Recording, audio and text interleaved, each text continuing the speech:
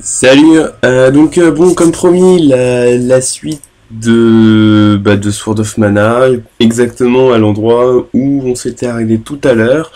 Enfin tout à l'heure en ce qui me concerne, on est de retour sur le village de Topple et j'en ai aucune idée en fait, hein, me balader simplement, je crois. Je remets le son, voilà. C'est quand même plus sympa pour jouer.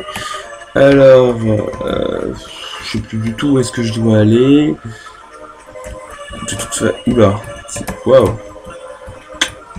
Ah là là, j'adore les petits bugs comme ça. Bon, est-ce que t'es un aventurier?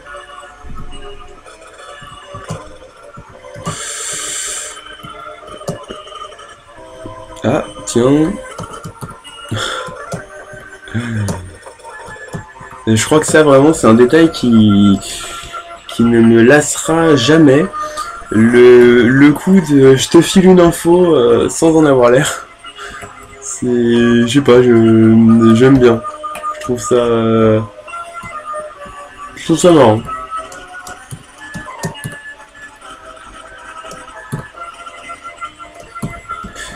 Alors. Le vendeur aussi m'a toujours fait délirer. Ces mecs, on sait pas trop ce qu'il fout là, c'est un peu un running gag en fait. Le type qui bouge dans tous les sens, enfin, il a aucune incidence dans le jeu, juste que, il fait n'importe quoi en fait. Ça ne va pas plus loin. Alors. Ah oui, je me souviens de ce gamin, de cette gamine, de l'artwork. Le prénom, c'est un gamin, bon. Ok. Donc, Wendell, ça vous la verrez plus tard, l'une de mes villes favorites. Donc ça, là, je viens d'entamer l'une des quêtes, je crois, les plus longues du jeu. C'est assez impressionnant, hein. Vraiment, il faut faire en gros, le tour du monde hein, pour retrouver le père de ce gamin. Et j'ai aucune idée de où est-ce qu'il est à la fin d'ailleurs. D'ailleurs ça c'est pas mal aussi parce que ce jeu possède plusieurs mini-quêtes comme ça, un peu planquées, un peu partout, et qui peuvent rapporter des objets divers et variés. Donc j'en ai pas fait la moitié, hein, je crois. Mais il y a quelques sites qui les recensent toutes les quêtes, ouais. Et c'est cool, ma foi. Ok.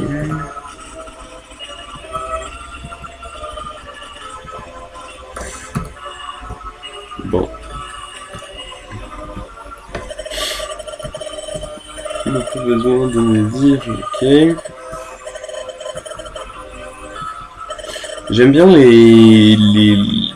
le jeu en général, mais ce genre de bidule, les grosses flippettes, tout ça, là, ça a tendance à vaguement me saouler. Cette parano, putain, si ça te plaît pas, tue-moi dès maintenant, mais vas-y, GTA like, bim. Bon. Allez, barre-toi. Ah ouais, il vient de le taper, ok. Il vient de me taper. Brrr.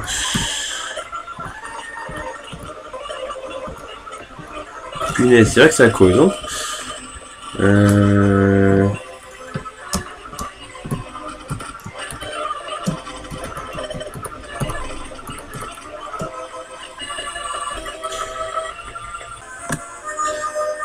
Ayant le plus grand nombre d'adeptes, nous sommes mignons. Oui, ça fait peur, ok, allez, bouge. Comment le... Salut, nous sommes deux pécores et on connaît le secret pour vaincre le chevalier noir. Bon. Ça fait bizarre de revenir aux racines en fait, parce que je me suis habitué à des trucs quand même un peu un cran au-dessus, on pourrait dire. enfin un cran au-dessus scénaristiquement parlant, je sais pas trop si c'est le cas, mais au moins avec moins de dialogue. Et là, on revient vraiment à des clichés qui qui sont assez caractéristiques du genre d'une part, et puis aussi peut-être un peu d'une époque, parce que c'est des trucs qui ont tendance à s'amoindrir depuis certaines années, depuis plusieurs années plutôt. Et, et là, c'est des trucs qui sont assez omniprésents. Et j'avais lu à un moment une page sur un site quelconque qui recensait pas mal de clichés de RPG, voire qui se prétendaient exhaustives, donc tous les clichés de RPG. Et je dois bien admettre que ce jeu en valide une bonne partie quand même. Alors bien sûr, la page en question se concentrait essentiellement autour des Final Fantasy, puisque c'est quand même une référence en termes de RPG, mais ces trucs-là restent vrais pour Sword of Mana, pour Golden Sun, et pour d'autres trucs auxquels j'ai jamais joué.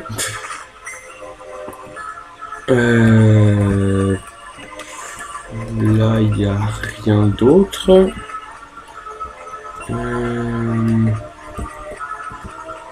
Alors... Bon, je crois que j'ai fait un peu le tour de ce qu'il y avait à faire. Donc là, Nicolo. Ok. Oula. Aïe, aïe, aïe. Ok, 1, 2, 1, 2. Ok, c'est bon.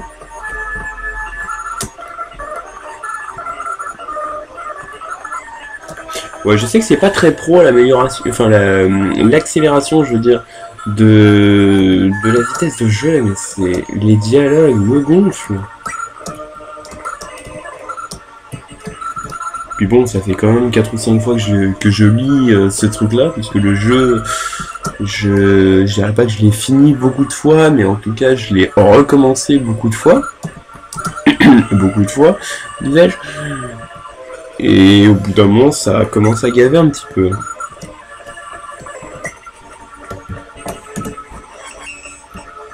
Alors là, il vient de me filer le carnet de Popoy. C'est un bouquin avec la carte, le bestiaire, des mémos, genre des aides en gros. Une sorte de tuto un peu vite fait. Et merci, j'ai pas d'amis.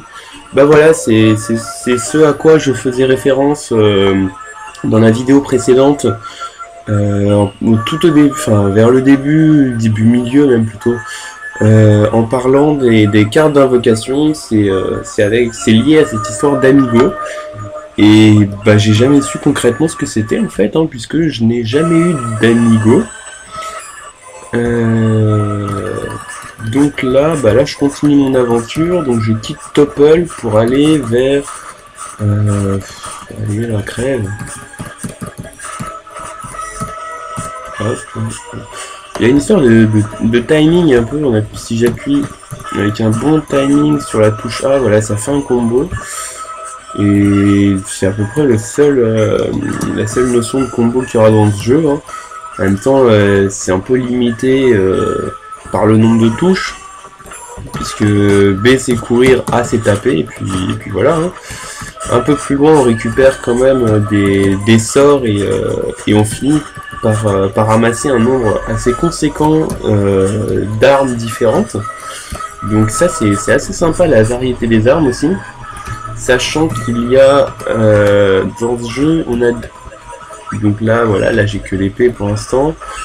Voilà, et dans le jeu en fait on a des niveaux pour le personnage en lui-même, mais aussi des niveaux d'armes, donc qui permettent de faire plus de dégâts, et des niveaux d'esprit, les esprits qu'on récupère tout au long du jeu aussi, et évidemment qui montent de niveau en les utilisant. Donc il y en a qui sont très très utiles à tout moment du jeu, notamment même je dirais mention spéciale à l'esprit de la lumière qui permet de se soigner. Et il y en a d'autres qui sont complètement inutiles. Si je me souviens bien, il y a l'esprit de, je sais plus, de la nuit ou des ombres ou des trucs du genre, qui permet de faire rien de bien utile en fait. Je me souviens plus précisément de l'effet, mais je crois me souvenir que c'était assez pété. Ah, les chauves-souris me saoulent, punaise. Allez là. Bon, allez, barre putain. Alors ça, ce truc-là, c'est quelque chose qui fait inverser la droite et la gauche. Bon, et le haut et le bas aussi. Hein. Bon, à partir du moment où on a pigé le truc, ça va un peu, mais enfin, quand ça arrive dans un combat de boss, c'est légèrement handicapant.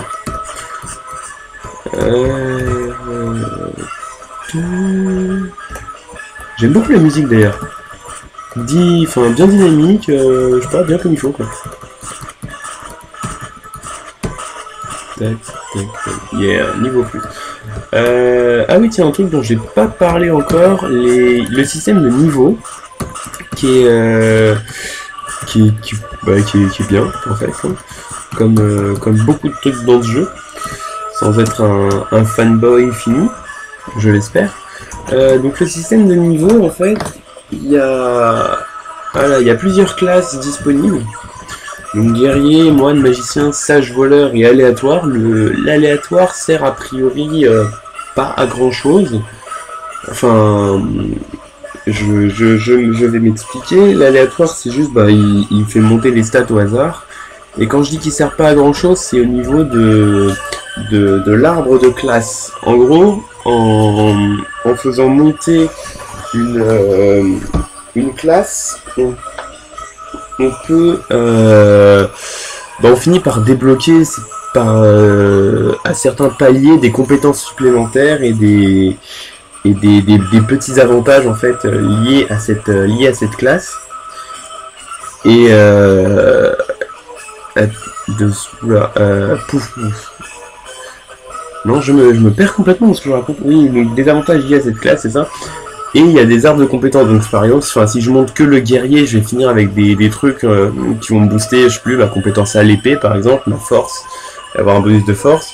Sinon je peux monter guerrier et mage, et là je vais finir en je sais plus quoi. Enfin en gros il y a pas mal de trucs du style, et ça doit y avoir à peu près une vingtaine d'évolutions différentes. Donc je trouve ça pas mal du tout, ma foi. Et donc le gameplay, non. Le niveau, voilà, donc là ce que je vais prendre. Bon, de toute façon ça n'a pas beaucoup de conséquences. Je vais commencer par guerrier, tranquillou. Voilà.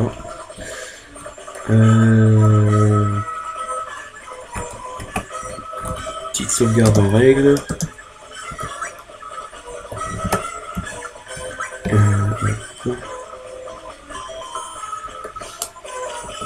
Et du coup, vu que ça doit faire une bonne vingtaine de minutes, donc du coup je vais encore m'arrêter là, et je reprendrai donc comme toujours au même endroit dans une vidéo ultérieure. Allez, gros bisous.